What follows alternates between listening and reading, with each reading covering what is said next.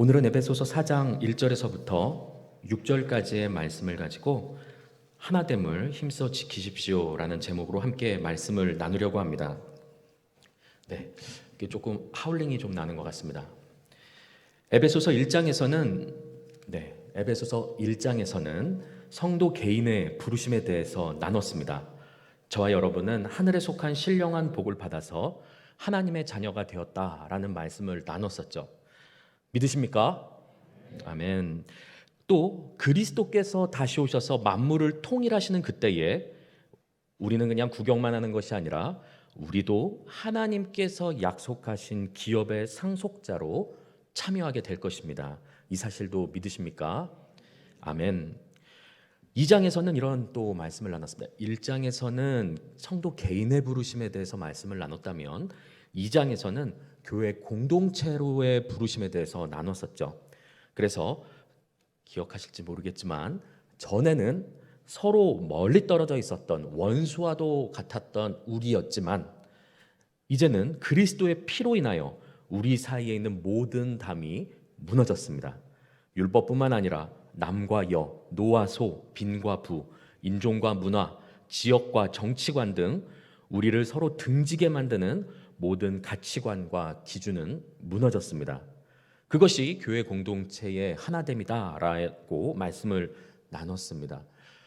사랑하는 성도 여러분, 여러분은 지금 한 몸이심을 믿으십니까? 네, 다시 한번 여쭤보겠습니다. 사랑하는 성도 여러분, 여러분은 한 몸이심을 믿으십니까?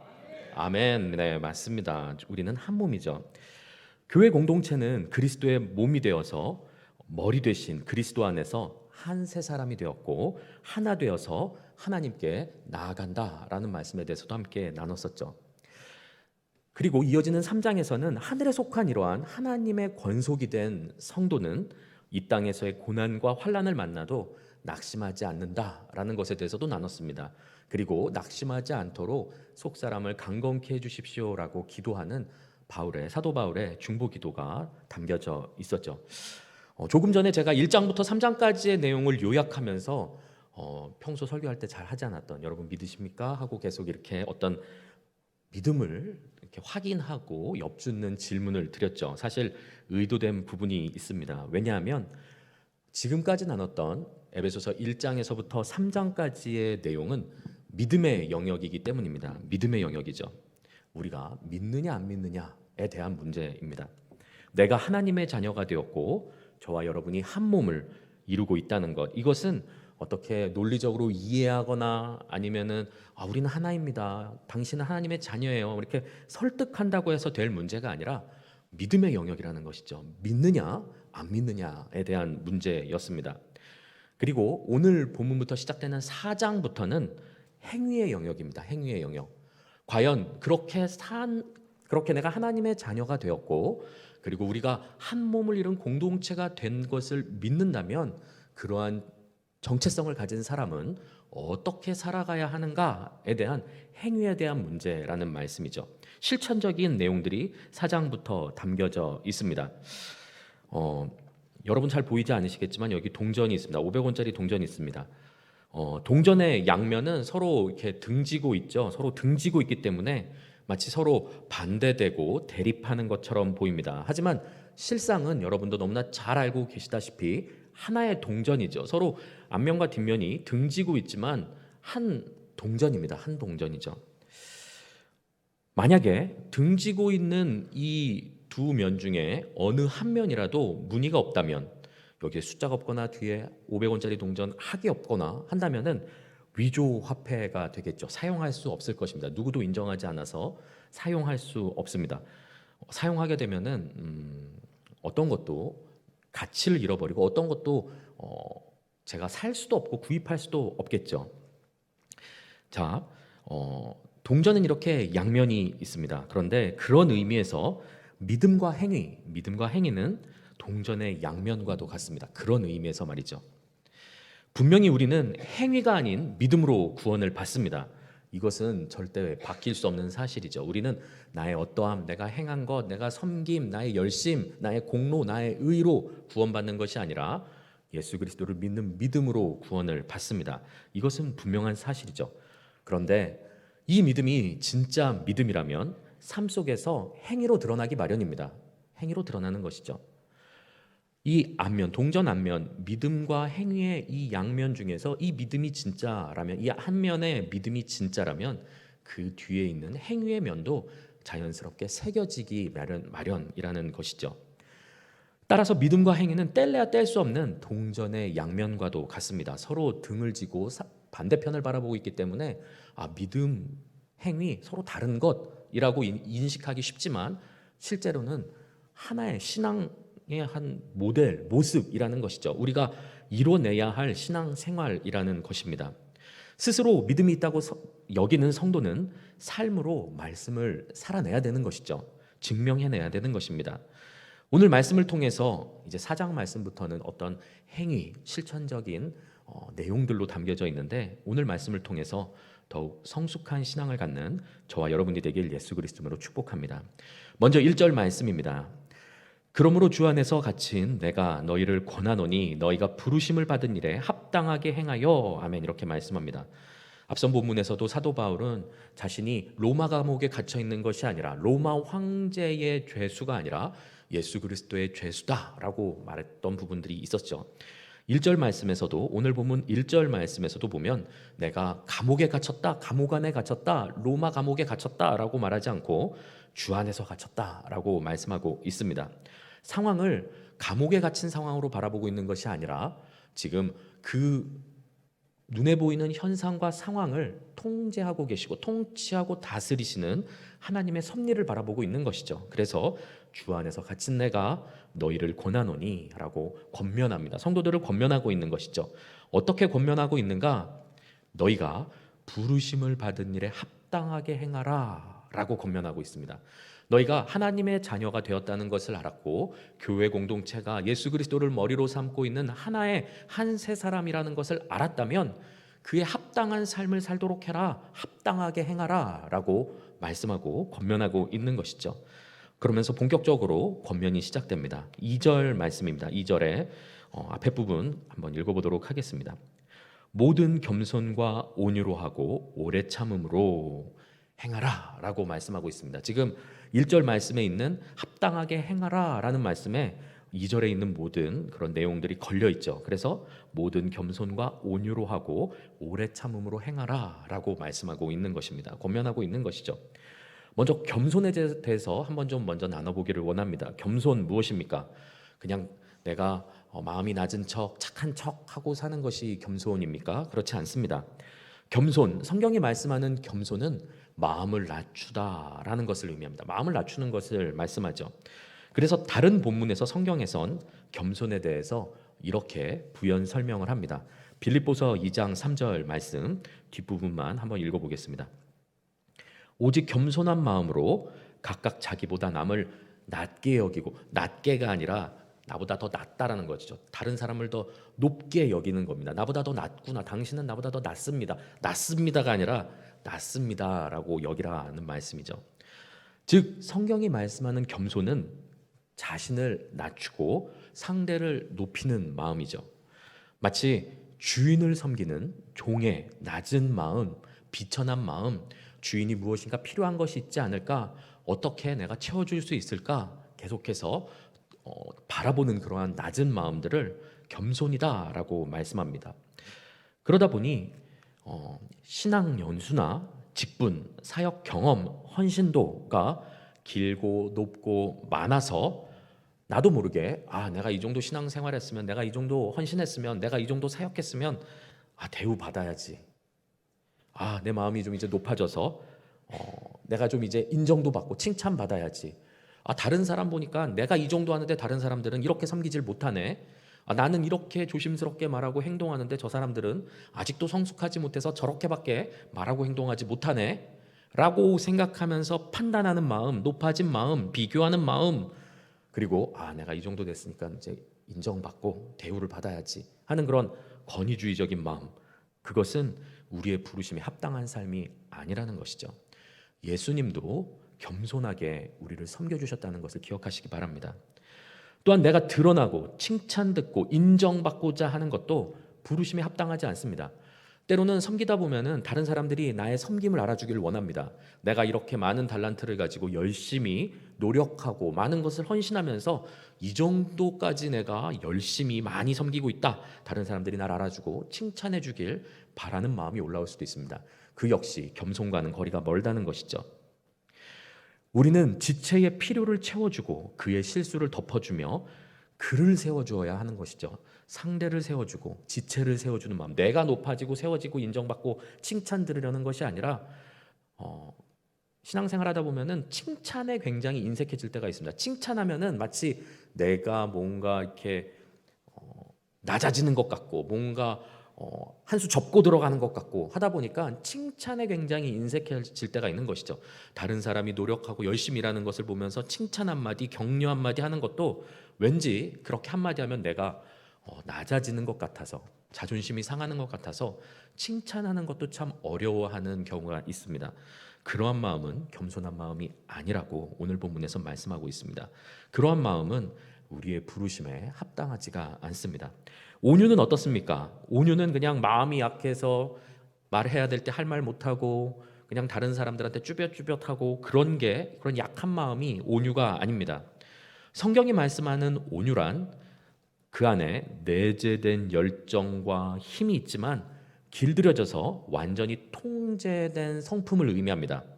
길들여진 야생마를 떠올려 보시면 이해가 쉬우실 것 같습니다. 야생마가 길들여지면 어떻습니까? 그 안에 야성도 있고 힘도 있고 열정도 있지만 그 입에 재갈이 물려서 그 재갈에 통제되고 있는 것이죠. 그리고 주인에게 그 곱비가 연결되어 있습니다.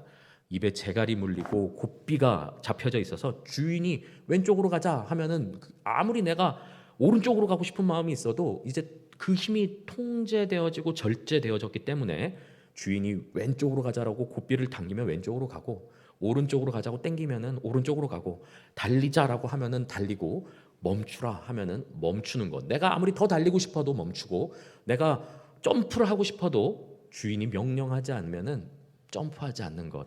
그 모든 통제된 힘. 내가 힘이 없어서도 아니고 열정이 없어서도 아니고 지금 내 등에 탄 주인에게 잘 길들여지고 통제된 힘. 그것이 바로 온유다라고 말씀하고 있습니다. 그런데 이 겸손과 온유 과연 내가 이렇게 신앙생활하고 내가 이렇게 나이를 많이 먹고 신앙 연수도 이렇게 길고 직책도 이렇게 했는데 내가 이제 신앙생활 막 시작하고 어린 친구들한테도 내가 온유하고 겸손해야 되겠는가라고 생각하실지 모르겠습니다만 온유와 겸손은 예수님의 성품입니다. 마태복음 11장 29절 말씀입니다. 나는 마음이 온유하고 겸손하니 나의 멍에를 메고 내게 배우라. 그리하면 너희 마음이 쉼을 얻으리니. 아멘. 이렇게 말씀합니다. 그 누구보다도 높으신 예수님께서도 그 마음 가운데 온유와 겸손을 겸비하고 계셨고 그것이 예수님의 성품이었던 것이죠. 목숨을 다 내놓으시면서까지도 우리를 죽기까지 사랑하시고 섬겨주셨던 예수님 기억해야 되는 것입니다. 예수님도 이렇게 온유하고 겸손하셨는데 내가 무엇이라고 주 앞에서 교만하고 또한 방종할 수 있겠습니까? 주님과 인격적인 만남을 가지면 그분의 온유하고 겸손한 성품과 마음으로 우리는 쉼과 평안을 얻게 됩니다. 우리 마음 가운데 쉼과 평안을 얻게 되는 것이죠. 우리는 우리의 삶을 한번 돌이켜 보아야 합니다. 과연 나는 온유한가? 나는 겸손한가? 정말 주님을 만나면 마음의 쉼과 평안을 얻게 된다고 하는데 나를 만나는 사람들, 정말 내 주변에 있는 사람들이 쉼을 얻고 있는가? 아니면 내가 쉼이 아니라 짐이 되고 있지는 않은가? 내가 다른 사람들에게 계속해서 불안함, 내가 언제 폭발할지 모르고 언제 또 이렇게 높아진 마음으로 다른 사람들을 무시하고 정죄할지 몰라서 껄끄러워하고 어려운 관계를 내가 만들고 있지 않은가 돌이켜보아야 하는 것이죠. 예수님의 온유하고 겸손한 성품을 배우시는 그리고 닮아가는 저와 여러분 되기를 예수 그리스도 이름으로 축복합니다. 그런데 온유와 겸손을 더욱 온전하게 하는 것은 무엇이냐? 바로 오래 참음입니다. 오래 참음, 인내입니다. 오래 참음은 오래라는 단어에서도 알 수 있는 것처럼 신실함과 연관되어 있습니다. 성도의 신실함과 관계가 깊죠. 오래. 그냥 금방 온유했다가 금방 또 혈기 부렸다가 막 이렇게 막 냉탕과 온탕을 왔다 갔다 하는 것이 아니라 이 온유와 겸손이 오래 가는 것. 이것이 중요하죠. 아무리 겸손하고 또한 온유해도 그게 마음이 금방 왔다 갔다 하면은 사람들이, 주변에 있는 사람들이 종잡을 수 없겠죠. 어떻게 가르쳐줘야 될지, 무슨 말을 해야 될지 굉장히 어렵겠죠. 따라서 이 온유와 겸손 위에 또한 오래 참음으로 그 겸손과 온유를 더욱더 온전하게 해야 하는 것입니다. 특히 화낼 수밖에 없는 그러한 상황에서도 참을 수 있는 오래 참음, 인내가 필요한 것이죠. 한번 계속 나눠보도록 하겠습니다. 두 번째는 사랑 가운데 서로 용납하라 라고 말씀합니다. 2절 말씀 하반절입니다. 사랑 가운데서 서로 용납하며 행하라. 지금 행하라에 좀 더 걸려 있습니다. 1절 말씀에서 말씀했던 그 행하라에 좀 더 지금 걸려 있습니다. 그래서 사랑 가운데서 서로 용납하며 행하라 라고 권면하고 있는 것이죠. 우리는 사랑 가운데서 서로 용납해야 합니다. 왜 그렇습니까? 앞선 권면에서 겸손과 온유와 오래 참음 전부 다 있더라도 그 마음의 중심 가운데 억지로 시키니까 마지 못해서 할 수 있습니다. 기쁜 마음이 하나도 없고 사랑하지도 않고 미워하지만 그런 척 하고 할 수가 있는 것이죠. 하지만 이 2절 말씀 두 번째 있는 이 권면, 사랑 가운데서 서로 용납하라라는 이 권면 때문에, 두 번째 권면 때문에 억지와 가식은 설 자리를 잃어버리게 됩니다. 사랑 가운데 서로 용납하라고 말씀하죠. 하나님께서는 성도의 행함이 마지못해서 억지로 행하기를 바라지 않으신다는 말씀입니다. 그 모든 겸손과 온유와 오래 참음을 사랑으로 행하길 원하고 계시다는 것이죠. 겸손과 온유의 행함을 분을 품고, 언젠가는 내가 지금은 이렇게 힘이 없어서 그냥 넘어가지만 언젠가는 내가 복수할 거야, 내가 갚아주리라, 내가 내 일기장에 집에 돌아가가지고 전부 다 쓰고 있을 거야 하는 그런 마음으로 하는 것이 아니라 사랑으로 모두 다 용납할 수 있는 마음이 있어야 된다라고 말씀하고 있는 것이죠. 그런데 이 말씀 가운데서 좀 잘 보아야 하는 것이, 용납을 할 때 그냥 용납하는 게 아니라 서로 용납하라고 합니다. 서로 용납, 서로 용납. 서로 용납이 왜 중요할까요? 왜냐하면은 우리는 관계의 어려움을 가질 때 흔히 나는 옳고 상대방이 잘못되었으니 상대방이 나에게 사과를 해서 내가 용납해 줘야지 문제가 해결된다고 생각을 합니다. 하지만 제3자 입장에서, 특히 하나님 관점에서 보면은 이미 갈등을 통하여서 분열되고 다투는 시점에서 이미 양쪽이 모두 다 잘못한 것이죠. 아무리 이성적으로, 합리적으로, 경험적으로, 성경 지식적으로 내가 옳고 당신이 잘못해, 일방적으로 당신이 잘못했어 라는 것은 없다는 것입니다.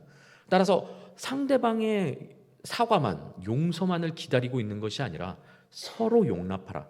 내가 무엇을 잘못했는가, 제3자의 입장, 상대방의 입장에서 보았을 때는 내가 무엇을 잘못했는가, 결례를 범했는가, 잘못 말했는가, 실수를 했는가 돌이켜보아 나 역시도 잘못을 인정하고 용서를 구해야 된다는 것을 암시하고 있는 것이죠.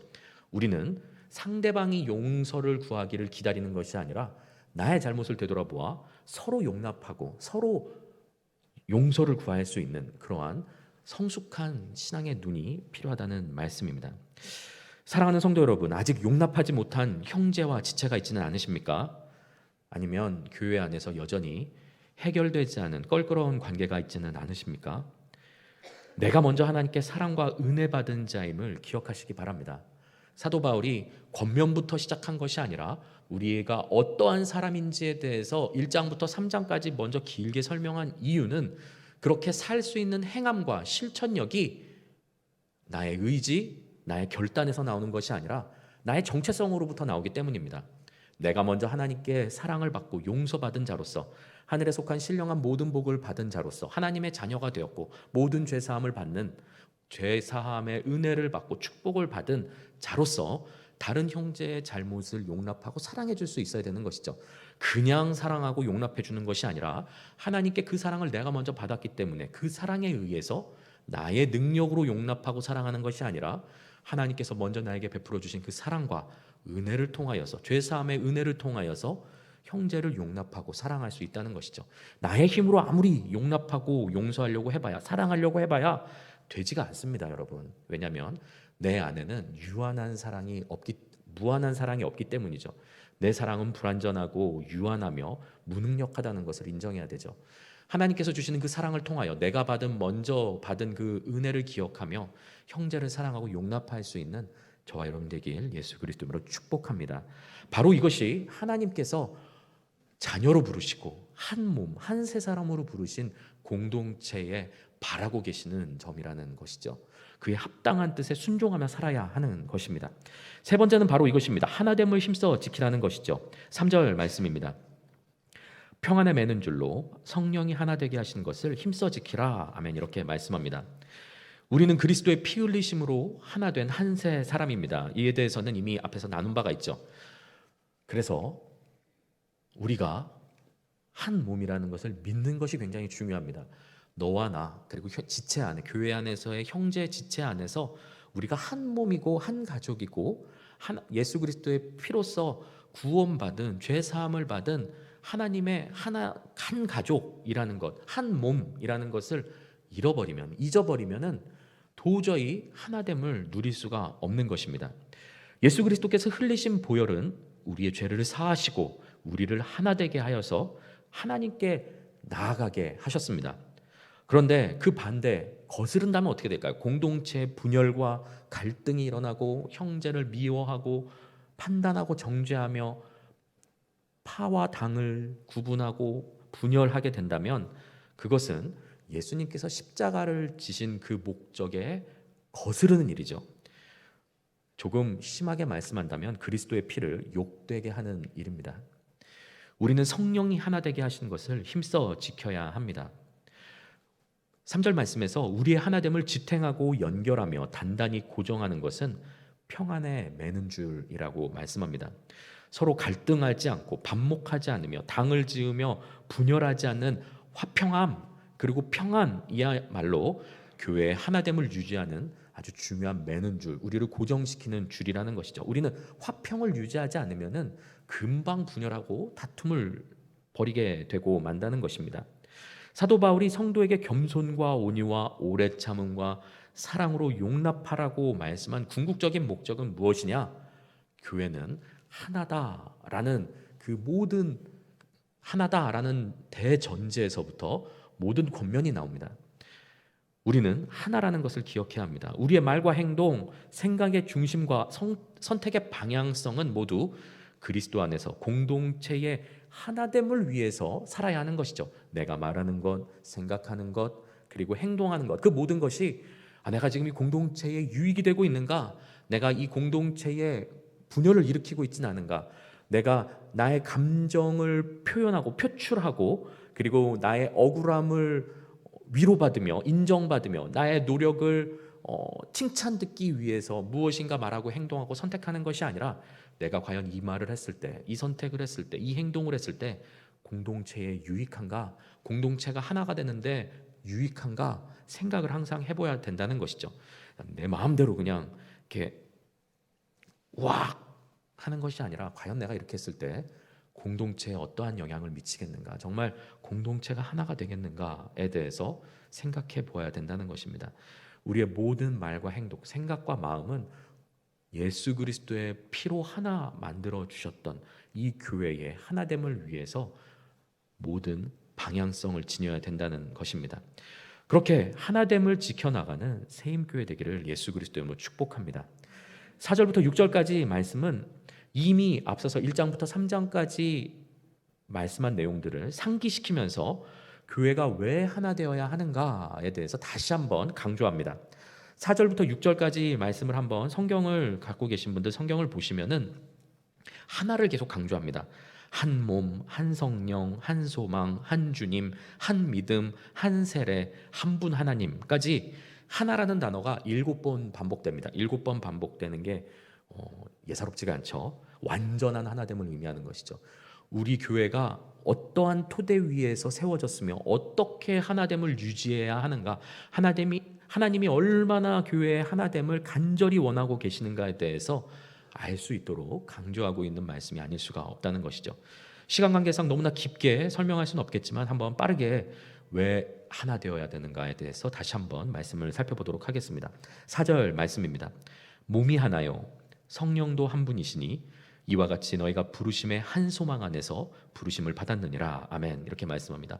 4절에서는 세 가지 하나됨이 나오죠. 몸이 하나, 성령도 한 분, 한 성령님, 그리고 너희의 부르심은 한 소망, 하나의 소망 안에서 부르심을 받았다. 이 세 가지를 말씀합니다. 이 하나를 이해하기가 조금 어렵다면 같다, 같음으로 바꿔 읽어도 크게 문제가 없습니다. 즉 몸이 하나, 한 몸, 그럼 같은 몸. 저와 여러분은 같은 몸입니다. 성령도 한 분, 한 분 성령님, 우리는 같은 성령님이 내주하고 계시는 것이죠. 또한 한 소망, 우리는 모두 한 소망을 품고 같은 소망을 품고 있습니다. 이런 내용들이죠. 먼저 에베소서 2장 16절을 통해서 한 몸에 대해서 다시 한번 살펴보겠습니다.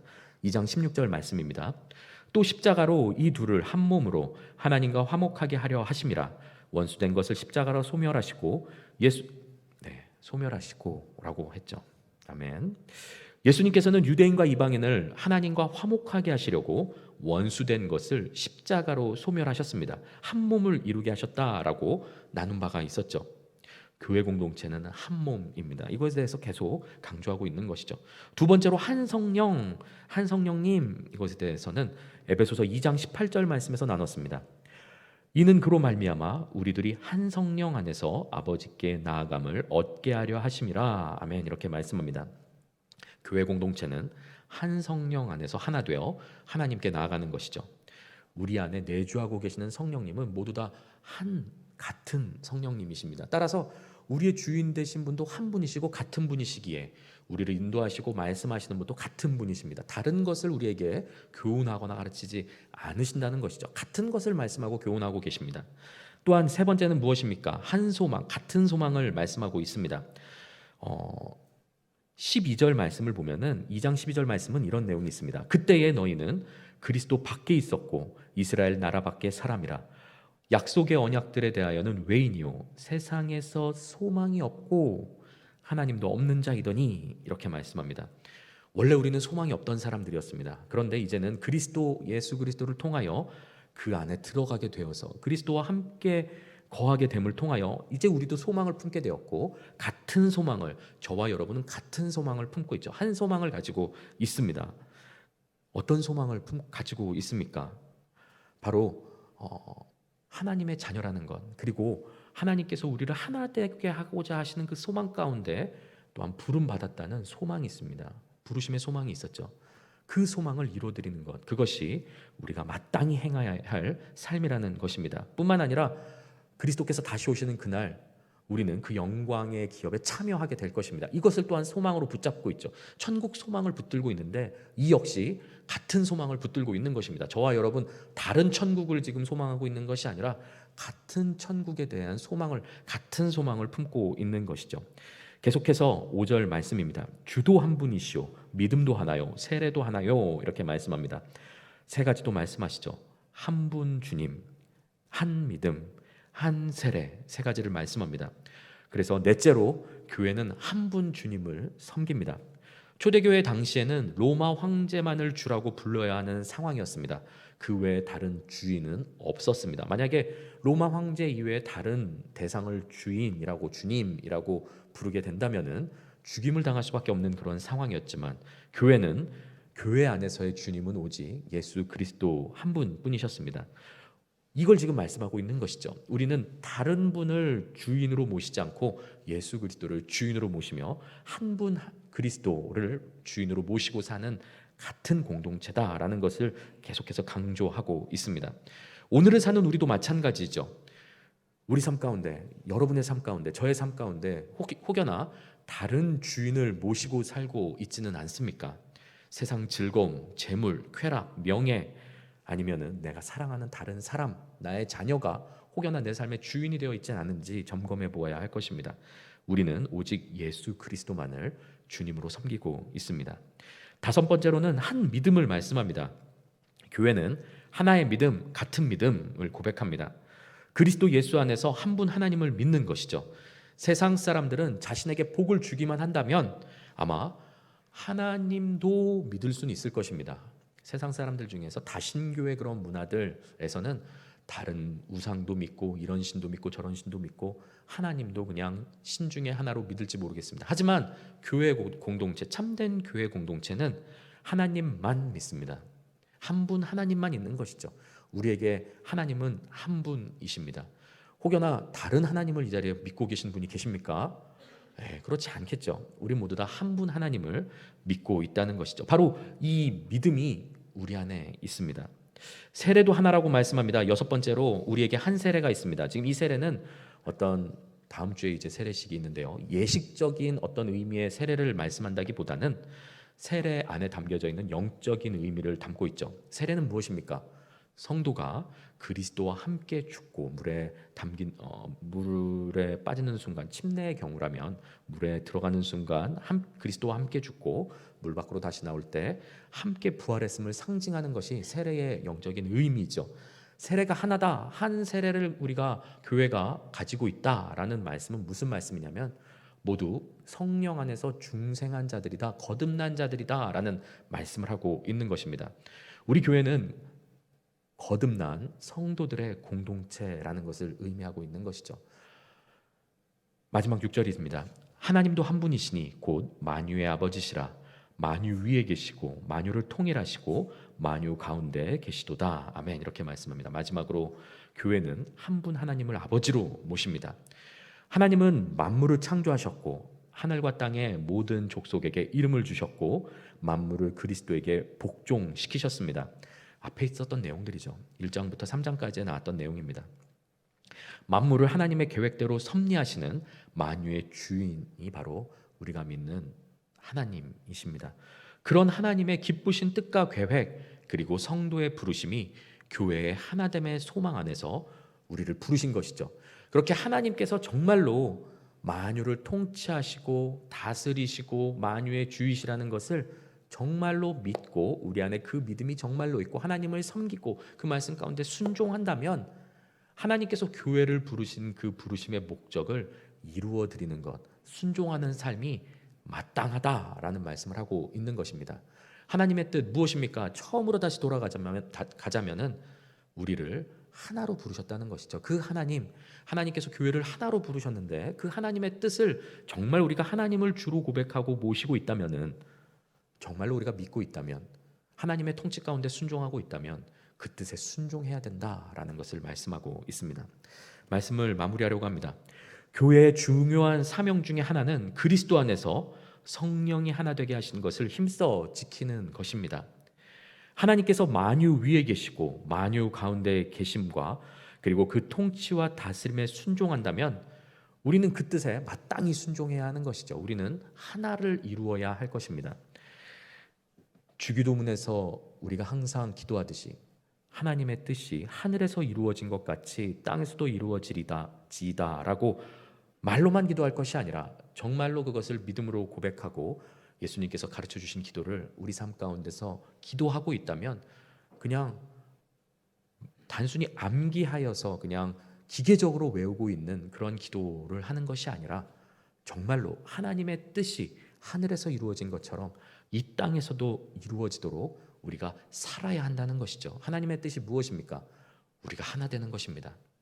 서로 용납하고 사랑으로 용납하는 것, 하나 되는 것, 겸손과 온유와 오래 참음으로 행하는 것, 그것이 하나님의 뜻이라는 말씀입니다. 사랑하는 성도 여러분, 성령이 하나 되게 하신 것을 힘써 지키는 저와 여러분이 되길 예수 그리스도 이름으로 소망합니다.